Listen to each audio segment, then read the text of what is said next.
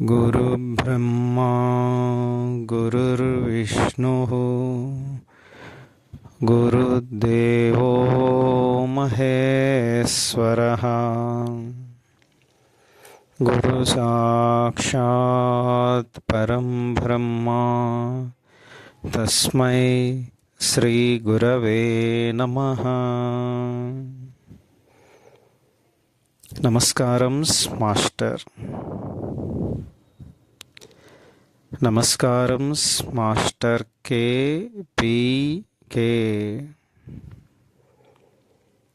नमस्कारं master E K. नमस्कारं master M N. नमस्कारं मास्टर सी वी वी।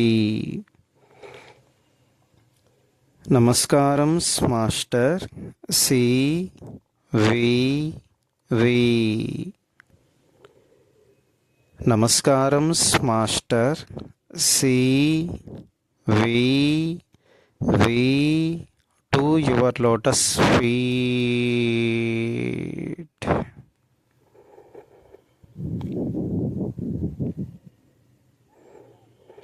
ఓం శాంతి శాంతి శాంతి.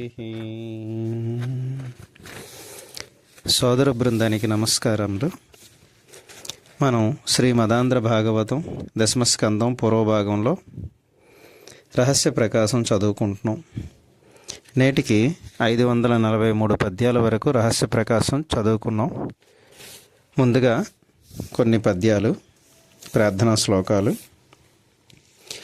ఓయమ్మా నీ కుమారుడు మా ఇండ్లను పాలు పెరుగు మననీయడమ్మా, పోయదమెక్కడికైనను మా అన్నల సురభుల నమంజులవాణి. అమ్మా మన్ను తినంగనే శిశువునో యాకొంటినో వెర్రినో, నమ్మంజూడకు వీరి మాటలు మదిన్, నన్నీవు కొట్టంగా వీరి మార్గంబు ఘటించి చెప్పెదరు. కాదే నిన్మదీయాస్య గంధమాఘ్రాణము చేసి, నా వచనముల్ తప్పైన దండింపవే. కలయో వైష్ణవ మాయయో ఇతర సంకల్పార్థమో, సత్యమో తలపన్నేరకయున్నదాననో, యశోదేవిన్ కానో పరస్థలమో బాలుకుడెంత, ఈతని ముఖస్తంభై అజాండంబు ప్రజ్వలమయ్యుండుటకేమి హేతువో, మహాశ్చర్యంబు చింతింపగన్.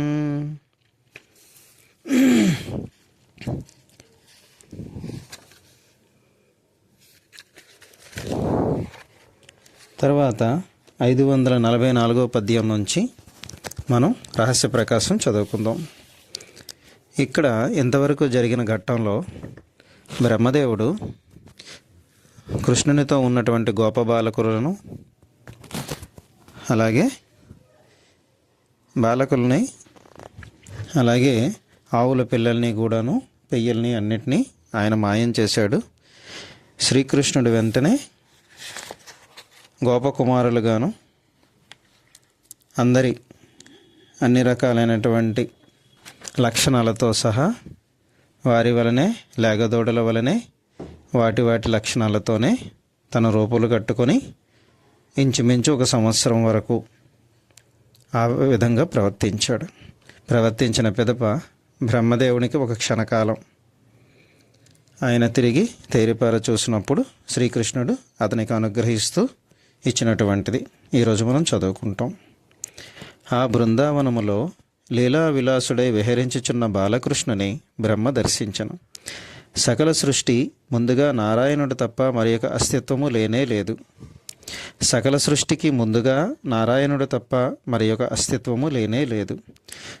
సృష్టి, స్థితి, ప్రళయము అను 3 స్థితులకు మూలమై వానిని నియంత్రించు ప్రభువతడు. అయినను బాలకృష్ణుడై బృందావనములో లేగదూడలను వెతుకుచుండెను. సర్వ విజ్ఞాన స్వరూపుడై ఏకతత్వమైన వాడు ఇప్పుడు కృష్ణుడై ఏమీయూ తెలియని వానివలే తన స్నేహితులందరూ పేరు పేరున పిలుచుచుండెను. నారాయణునకు లోపల బయట మొదలు చివర అను భేదభావములు లేవు.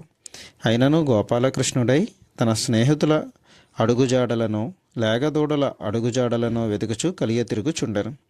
అతని గొప్పతనం ఎంతటిదో ఎవరికినీ తెలియదు. అతని తత్వము లోతెంతయున్నదో ఎవరికినీ తెలియదు. అట్టి విష్ణువు లీలాకృష్ణుడై పరుగులు పెట్టుచుండెను. అతనికి పుట్టుక అనున్నది లేదు. అయినను మానవుడై పుట్టి గోపబాలకుని లక్షణములన్నీ చక్కగా సరిపోవునట్లు గోపాలకృష్ణుడై బృందావనములో సంచరించుచుండెను. ఒక చేతిలో చలిదియన్నపు ముద్ద పట్టుకొని తినుట కూడా మరచి లేగదోడల కొరకు వెతుకుచున్నాడు. ఇక్కడ మాస్టర్ గారు వివరిస్తున్నారు, బ్రహ్మదేవుడు బాలకులను లేగదూడలను దాచివేసి మానవుల కాలమానము ప్రకారము సంవత్సరమైనది. బ్రహ్మదేవునకు త్రుటికాలము మాత్రమే అయినది. బాలకృష్ణుడు స్నేహితులను అన్వేషించుట మొదలైనవన్నీయో ఇంతకు ముందు జరిగిపోయినవి. చేతిలో అన్నపు ముద్దతో సంవత్సరం క్రిందటి రూపముతో కృష్ణుడు బ్రహ్మదేవునకు దర్శనమిచ్చను. బ్రహ్మకు త్రుటికాలమే అయినను అది గడిచిపోయిన కాలమే. అనగా కృష్ణుడు అతనిని గతించిన కాలములోనికి తీసుకుని పోయాను. ఈ విధముగా భూత భవిష్యత్తులు తనలో లీనమగునని అతడు బ్రహ్మకు స్ఫురింపచేశాను. బ్రహ్మ శ్రీకృష్ణుని స్తోత్రము చేయుట. గోపబాలకుల గోవత్సముల రూపములన్నీ మాయమై కృష్ణుడొక్కడే దర్శనమీయగా బ్రహ్మదేవుడు సంభ్రమముతో తన వాహనమైన రాజహంసపై నుండి నేలపైకి దూకెను. బంగారు శలాక వలె కాంతులీనచు సుకుమార సుందరమైన తన శరీరంతో సాగిలపడి కృష్ణునికి నమస్కరించను. తన కిరీటములలోని అనర్ఘరత్నముల కాంతులు కృష్ణుని పాదములపై ప్రసరించుచుండగా శిరస్సు అతని పాదముల కానించి నమస్కరించి లేచి నిలబడెను. మరలా సాగిలపడి నమస్కరించి నిలబడెను. అట్లు నమస్కరించుచు ఆనంద బాష్పములతో కృష్ణుని పాదములు కడిగెను. తానింతకు ముందు దర్శించిన దివ్య రూపములను స్మరించుకొనుచు భక్తిపరవశుడై మరలా నమస్కరించను. కృష్ణుని మహిమయను సముద్రములో కమలాసుని అహంకారము మునిగి లయమైపోయాను. తరువాత నెమ్మదిగా లేచి కన్నులు తెరచి ఆయన గోవిందుని ముఖము తేరిపార చూచెను. సిగ్గుతో ముఖము వంచుకొని చేతులు జోడించి ఆనందము కంఠమునకు అడ్డుపడుచుండగా ఇట్టు స్తోత్రము చేయసాగాను. ప్రభు, నీలమేఘశ్యామలమైన నీ శరీరముపై బంగారు రంగు వస్త్రము మేఘమాలికలపైన మెరుపుతీగ వలె భాషించుచున్నది. చేతిలో పెరుగన్నపు ముద్ద, కొమ్ము బూర, పేముకర్ర, వేణువు మొదలైన వానితో నీ రూపము కమనీయముగా ఉన్నది. చెవులకు ఏనుగుదంతపు కుండలములు, శిరస్సుపై నెమలిపించము, మెడలో అడవి పువ్వుల మాలలు, పద్మముల వంటి సుకుమారమైన పాదములు, కడగంటి చూపులతో కరుణామయమైన కటాక్షములు కలిగి చక్కని గోపాల బాలుని రూపంలో విరాజిల్లుచున్న నీవు నా కన్న తండ్రివని ఇప్పటికి గుర్తించి తిని నా అవివేకమును చూచి నవ్వుచున్న నీ ముఖార విందమును కనులారా దర్శించి నమస్కరించి స్తోత్రము చేసేదను. తండ్రి, నా అవివేకమును మన్నించిదివి, నేను ధన్యుడును. నీ ఆశ్రితులైన నీ వారికి ఈ నీ చిన్న రూపమే ఆనందము నిండించును. అట్టి ఈ చిన్న రూపమే నా ఊహకు కూడా అందుటలేదు. ఇక నా చరాచర విశ్వముగా వ్యాపించి ఉన్న నీ విశ్వరూపమును తెలుసుకున్నట ఎవరికి సాధ్యము? ఇక సృష్టికి అతీతుడివై కైవల్య స్వరూపమైన నీ ఆత్మతత్వము యొక్క వైభవము ఇట్లుండునని ఊహించుటకు కూడా సాధ్యము కాదు కదా. చదువు సంధ్యలు లేనివారు నీ లీలా వినోదములను గాని నిన్ను గురించిన వేదాంత విజ్ఞానములు గాని స్వయముగా తెలుసుకొనలేరు.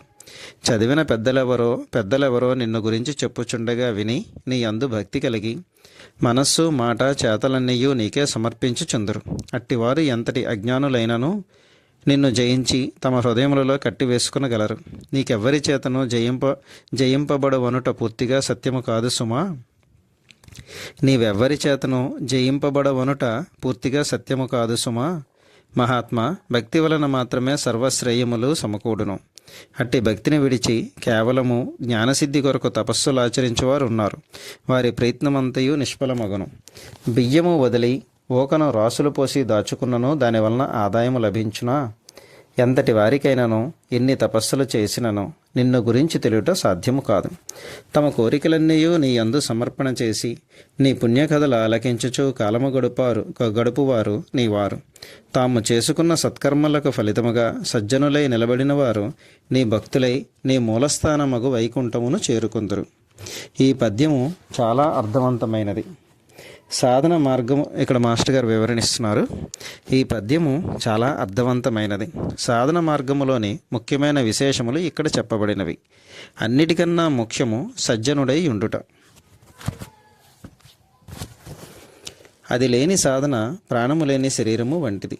సజ్జనుడైన వాడు ఏ మార్గమును అవలంబించినను మంచిదే.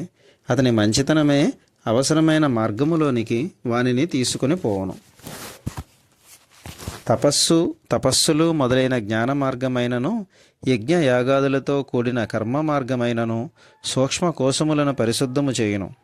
తపస్సు మొదలైనవి కూడా తాను చేయు కర్మలే కనుక వానికి కూడా ఫలితముండును. దానికి ఫలితముగా భగవంతునిపై భక్తి ఉదయించును. తన కోరికలను దేవునకు సమర్పణ చేయుట భక్తి సాధనలో కీలక సూత్రము. తన కోరికలను దేవునకు సమర్పణ చేయుట భక్తి సాధనలో కీలక సూత్రము. ఈ మార్గములో మనము బుద్ధిపూర్వకముగా ఆచరించవలసినవి ముఖ్యముగా రెండున్నవి. మంచితనము, తన కోరికలను దేవునికి సమర్పించుట. మంచితనం అనగా తనకు తాను మంచివాడుగా ఉండుట కాదు, ఇతరుల ఎడల మంచిగా ఉండుటయే మంచితనం అనబడును. 553వ పద్యం. దేవా, మట్టితో కుండలు మొదలైనవి చేసినను ఆ ఆకారములలోని విశేష లక్షణములు మట్టికి అంటుకొనవు. అట్లే నీ నుండి పుట్టిన సృష్టి విశేష క్రియాశక్తులేవియూ నిన్ను తాకలేవు. మెలకువలోని జీవుల లక్షణములన్నీయూ గాఢనిద్రలో ఉన్నప్పుడు వారిలోనే లీనమై తాను అను అస్తిత్వముగా మాత్రమే ఉండును. అట్లే నీవు నేను అను ప్రజ్ఞగా మాత్రమే నిలబడి ఉందువు. ఎంతటి మహర్షులు ఎంతటి విజ్ఞానమును ఆర్జించినను తాము వేరుగాను విజ్ఞానము వేరుగాను ఉండుట వలన ఇతరము అను తత్వంలోనికి వారు జీవించుచున్నారు.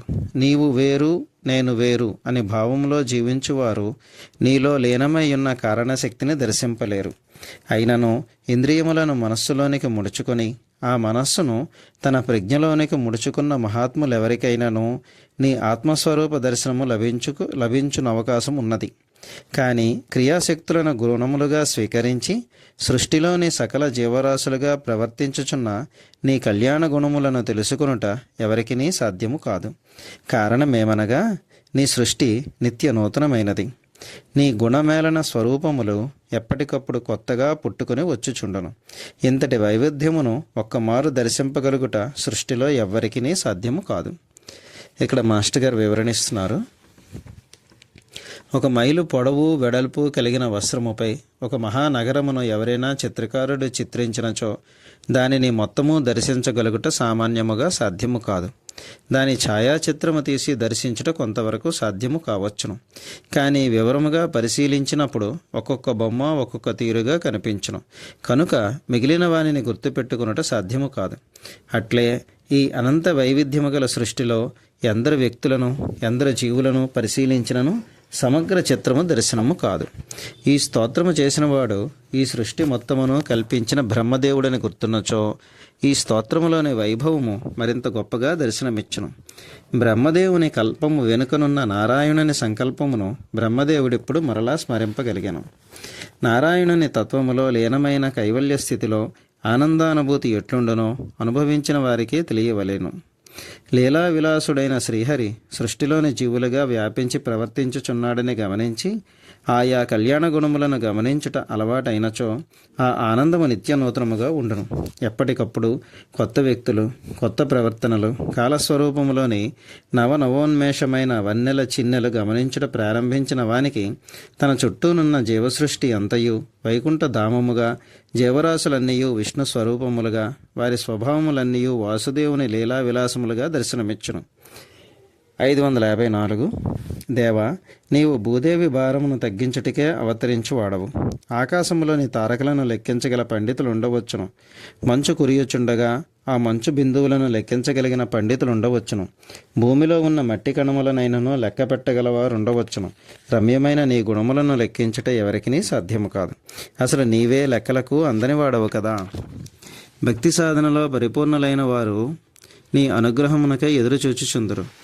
శరీరము, మాట, మనస్సు నీకే సమర్పణ చేసి నీ వారై జీవించుచు నా స్వామి నన్నెప్పుడు అనుగ్రహించునో, అతనిని ఎప్పుడు దర్శింపగలనో కదా అని ఎదురుతెన్నులు చూచుచుందురు.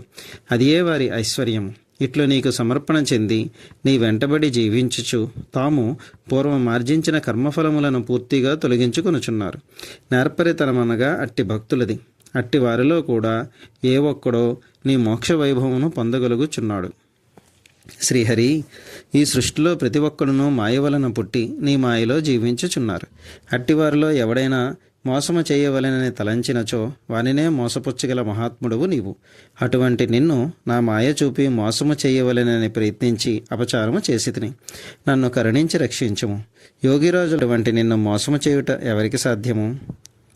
అడవిలో దావాగ్ని పుట్టును. దాని జ్వాలలు ఎంత ఎత్తుకు ఎగిరినను అవి అగ్నిలోని భాగములే అగునగాని ఆ జ్వాలలు అగ్నిని జయించలేవు కదా. సర్వేశ్వర, నేను రజోగుణములో నుండి పుట్టినవాడును కనుక తొందరపాటు నా లక్షణము, అహంకరించుట కూడా నా లక్షణమే.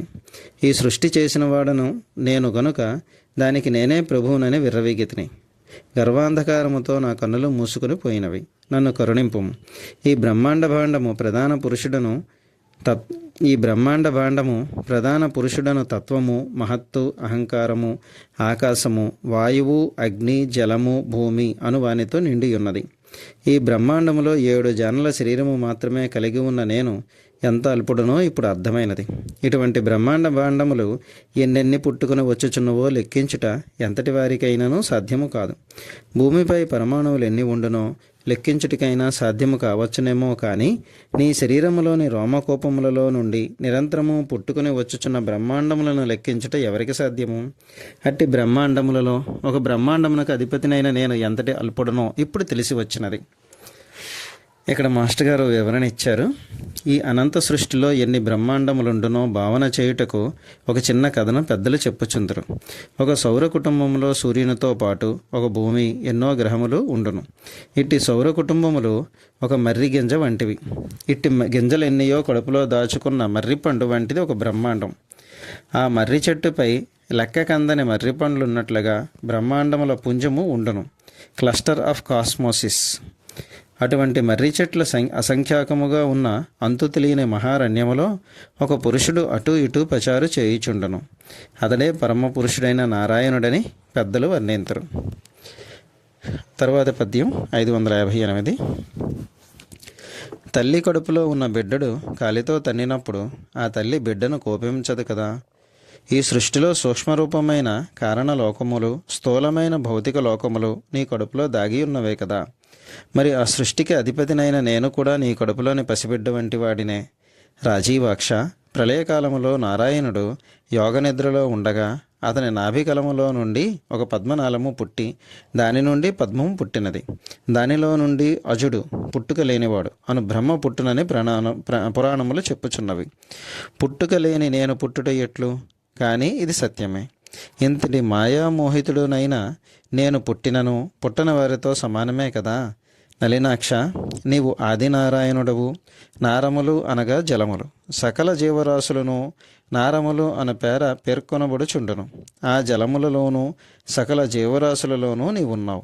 ఆ జలములు జీవరాశులు నీ యందున్నవి కనుక నీకు నారాయణుడు అన్న పేరు వచ్చును. సకల జీవరాశులలోనూ నువ్వు ఈశ్వరుడివై ఉన్నావు. వారిని గమనించుచు వానికి అతీతముగా కూడా నీవున్నావు. సముద్రములో నిద్రించు నారాయణుడవు కూడా నీవే. ఈ సముద్రములో నిద్రించు రూపమే నీ సత్యరూపమని చెప్పుడు కూడా సరి అయినది కాదు. కారణమేమనగా అట్టి రూపము నుండియే నేను పుట్టితిని. నేను పుట్టిన పద్మము యొక్క కాడలో నుండి ప్రయాణించి నా మూలస్థానమును కనుగొనవలెనని 100 ఏళ్ల పాటు వెతికితిని. కానీ ఆ దర్శనము నాకు లభించలేదు. దానికి కారణమేమిటో ఇప్పుడు తెలిసినది. నీకు ఒక్కచోట ఒక స్థిరమైన రూపము లేదు. అనంత రూపములలో అనంత వైవిధ్యము గల కాంతులలో వెలుగుచుందవు. ఈ సృష్టి అంతయు నీలో ఉండగా ఈ సృష్టిలో నీ ఉన్నావు. నీ మాయ వలన మానవతత్వము ఎన్నో విధములుగా వ్యక్తమగుచు నిత్య నూతనముగా రూపొందుచున్నది.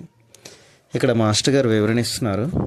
జీవులలో ఈశ్వరుడుగా ఉన్న దేవుడొకడు, వానికి అతీతుడుగా సాక్షిగా ఉన్న దేవుడొకడు మాత్రమే కాక ఈ మొత్తమును తనలో ఇముడ్చుకున్న దేవుడొకడు కూడా ఉండును. ఒక కవి ఒక నాటకమును రచించి ప్రదర్శించును. నాటకములోని పాత్రలు, వాని ప్రవర్తనలు, స్వభావములు, వేషభాషలు, రంగమునందలి అలంకరణములు, నాటకము నడుచు కాలము, నాటకములోని గడిచిన కథాకాలము, ఇవి అన్నీ కవిలో నుండి పుట్టినవే. కనుక ఆ ప్రదర్శనలో కవి ఉన్నాడు. కవిలో అవి అన్నీ దాగి ఉన్నవి. నాటకము సాగుచున్నంతసేపు కవి చూచుచూ సాక్షిగా నిలబడి ఉండును. నాటకము జరగనప్పుడు కూడా ఈ వివరములన్నీ అతనిలో దాగి ఉండును. నాటకములో నుండి ప్రేక్షకులకు ప్రసారముకు అనుభూతిగా అందుచున్నవాడు నాటకమునకు ఈశ్వరుడైన దేవుడు. దానిని గమనించుచున్న కవి సాక్షి అయిన దేవుడు. నాటకము జరగనప్పుడు ఆ మొత్తమును తనలో దాచుకున్నవాడు యోగ నిద్రలో ఉన్న దేవుడు. ఆ నాటకము మొత్తము నిర్వహించుటకు ఒక సూత్రధారుని కవియే నియమించవచ్చును. అట్టివాడు బ్రహ్మదేవుడు, డైరెక్టర్. పైన మనము నాటకము జరుగుచున్న కాలము, నాటకములో జరుగుచున్న కాలము అని రెండు విధముల కాలము చెప్పుకుంటేమి. పైన మనము నాటకము జరుగుచున్న కాలము, నాటకములో జరుగుచున్న కాలము అనే 2 విధముల కాలము చెప్పుకుంటేమి. నాటక ప్రదర్శన పూర్తి అగుటకు 2 గంటలో 3 గంటలో పట్టవచ్చును. నాటకములో 15 సంవత్సరముల కథ జరగవచ్చును. ఈ 2 విధములైన కాలములు మానవ జీవితంలో ఎట్లుండునో మరి ఒక సందర్భములో చెప్పుకొనగలము. పైన మనము యోగ నిద్రలో ఉన్న కవిని గురించి చెప్పుకుంటేమి. మనం ఇప్పుడు చెప్పుకున్నది ఒక్క నాటకమును గురించి మాత్రమే. ఇటువంటి నాటకములు ఆ కవీశ్వరుని మనస్సులో ఎన్నో సిద్ధముగా ఉండవచ్చును. ముందు అటువంటి నాటకములెన్నో అతనిలో నుండి నిత్య నూతనముగా పుట్టుకొని రావచ్చును. అటువంటి వాడు యోగ నిద్రలో ఉన్న దేవుడు. జరిగిన నాటకములు, జరుగుచున్న నాటకములు, జరగకుండానున్న నాటకములు, ఇంకనూ రావలసిన నాటకములు, వానిలోని పాత్రలు, స్వభావములు, రంగములు, కాలములు మొత్తము కలిసినచో ఆదినారాయణుడు అనబడను. మనం 561వ పద్యం వరకు చదువుకున్నాం. ఈరోజు కార్యక్రమం ఎక్కడితో ముగిద్దాం. స్వస్తి.